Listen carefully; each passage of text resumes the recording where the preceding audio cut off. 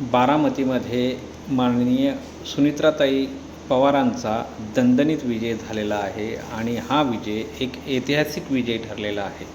2,14,093 मताधिक्याने सुनेत्राताईंचा विजय झालेला आहे आणि हा जो विजय झालेला आहे हा विजय खरं तरी दादांनी केलेलं जे काम आहे त्या कामाची पावती आहे. दादांची जी आपुलकी आहे, जिव्हाळा आहे, ते लोकांमध्ये अजूनही टिकून आहे याची साक्ष हे आत्ताचा निकाल देत आहे. आणि खरं बघायला गेलं तर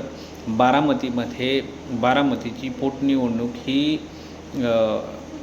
एक बिनविरोध व्हायला पाहिजे होती, परंतु तसं न घडता या बारामतीच्या निवडणुकीमध्ये भरपूर असं ट्विस्ट बघायला मिळालं आणि शेवटी सगळ्यांनाच माहिती होतं की सुनित्राताई पवार यांना मताधिक्य मिळणार आणि सर्वाधिक मताधिक्याने निवडून येणार हे सर्वांना जवळपास माहीत होतं. आणि प्रचारामध्येही सर्वच नेत्यांनी, सर्व पक्षीय नेत्यांनी, काँग्रेस जर का सोडलं तर सर्वच नेत्यांनी सुनेत्राताईंना पाठिंबा दिला होता. जोरदार प्रचारही केला होता. प्रचारापेक्षा महत्त्वाचं होतं ते दादांनी केलेलं काम, बारामतीकरांवरती केलेलं प्रेम, हे सगळं आणि एक असलेलं इमोशनल जे टच होता दादांसोबतचा ते आज या निवडणुकीच्या मताच्या या रिझल्टमधून आपल्याला बघायला मिळाला.